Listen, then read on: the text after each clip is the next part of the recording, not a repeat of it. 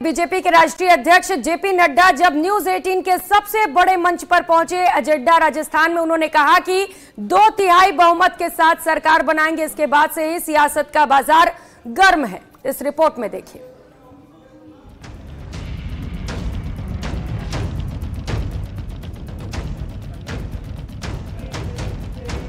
ये जो 5 राज्यों के चुनाव हो रहे हैं, इसमें राजस्थान में हम 2/3 मेजॉरिटी के साथ आ रहे हैं। जयपुर में अजेंडा राजस्थान के मेगा मंच पर वैसे तो जेपी नड्डा कई मुद्दों पर खुलकर बोले, लेकिन विपक्ष को उनका प्रदेश में 2/3 बहुमत से सरकार बनाने का दावा रास नहीं आया।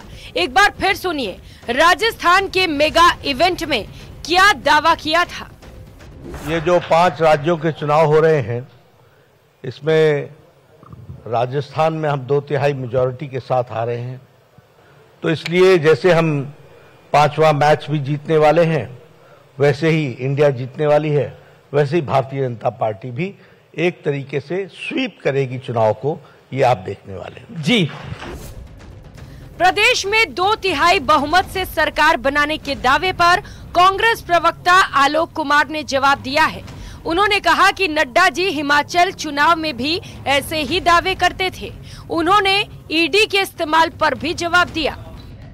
देखिए, मुझे लगता है ईडी हो, सीबीआई हो, इनकम टैक्स हो, जिस तरह से इसका दुरुपयोग हुआ है पिछले 9 वर्षों में, ये पूरे देश के सामने और अब तो पूरे आंकड़ों के साथ है कि 96% अपोजिशन पार्टी या उनके लीडर्स को परेशान करने के लिए इन एजेंसीज का दुरुपयोग किया गया है। और जो लोग वॉशिंग मशीन बीजेपी की में धुल जाते हैं, वो साफ हो जाते हैं। ईडी बीजेपी की फ्रंटल ऑर्गेनाइजेशन बन गई है, केवल वो बीजेपी को चुनाव जिताने के काम में लगी रहती है, ऐसा प्रतीत होता है। जेपी नड्डा के बयान पर ऐसी सियासत गरमाई कि मंत्री महेंद्रजीत सिंह मालवीय भी जवाब देने मैदान में कूद पड़े। उन्होंने जेपी नड्डा के न सिर्फ जीत के दावे पर जवाब दिया, बल्कि ईडी और सीबीआई के गलत इस्तेमाल पर भी बयान दिया। पिछले 1 साल से भारतीय जनता पार्टी ने जहां भी चुनाव लड़ा, वहां हार का मुंह उनको देखना पड़ा है। अभी राजस्थान हो, मध्य प्रदेश हो, छत्तीसगढ़ हो, सब दूर कांग्रेस के पक्ष में लहर चल रही है। जब प्रजातंत्र है और प्रजातंत्र में लोग चुनाव के मैदान में हैं, तो अगर 15 दिन ईडी अपनी कार्रवाई नहीं करे, क्या फर्क पड़ता है। लेकिन ईडी पूरी तरह से केंद्र सरकार के प्रभाव में है। देखो, बुलडोजर जानबूझ के कोई नहीं चलाता, जबकि हमने तो कई सारे मंदिर बनाए हैं। आज भारतीय जनता पार्टी गौ रक्षा की बात करती है, उनके शासन में गौ के लिए कितना अनुदान दिया गया और हमारे टाइम में गौ के लिए कितना अनुदान दिया गया। ये मंदिर का मुद्दा हर बार जानबूझ के वो उठाते हैं और जब काम निकल जाते बाद, इसके बाद वो इस मुद्दा भूल जाते हैं। दरअसल एजेंडा राजस्थान में जेपी नड्डा ने जीत के दावे के साथ विपक्षियों पर तुष्टीकरण का आरोप भी लगाया था। अगर रामनवमी के अवसर पर शोभा यात्रा निकलती है तो उसको रोक दो या उस पर पथराव कराओ। अगर कोई हनुमान जयंती पर कोई शोभा यात्रा निकलती है तो या पथराव कराओ या उसको रोक दो। मंदिरों पर, शिव जी के मंदिर पर बुलडोजर चला दो, उनको परमिशन मत दो। जी, ये सब काम उन्होंने किया। और यहां सरेआम नारे लग रहे थे, सर तन से जुदा, सर तन से जुदा, सर तन से जुदा। क्या एक्शन लिया? पीएफआई के लोगों ने यहां ओपन जुलूस निकाला है राजस्थान के अंदर।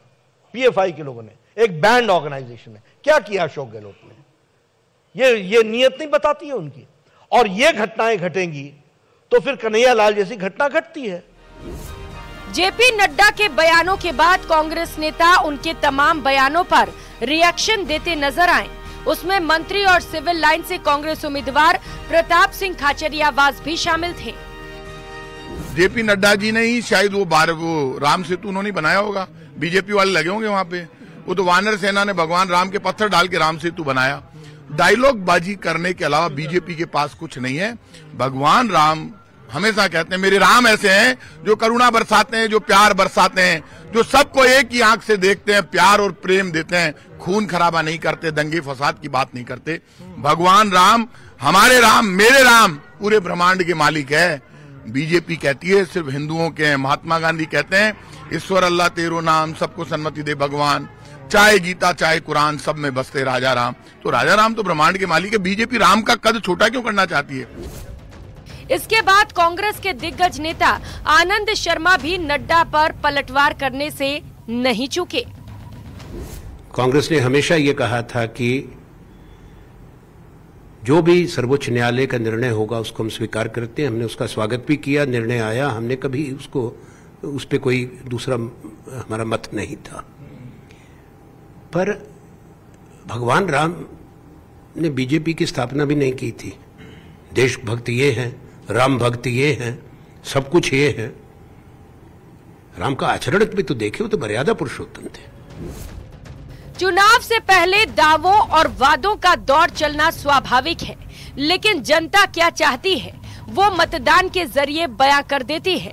अब जनता किसे किंग बनाती है वो 3 दिसंबर को साफ होगा, लेकिन एजेंडा राजस्थान के मंच से जेपी नड्डा का बयान प्रदेश के सियासत में चिंगारी का काम कर रहा है। Bureau report, news 18 Rajasthan.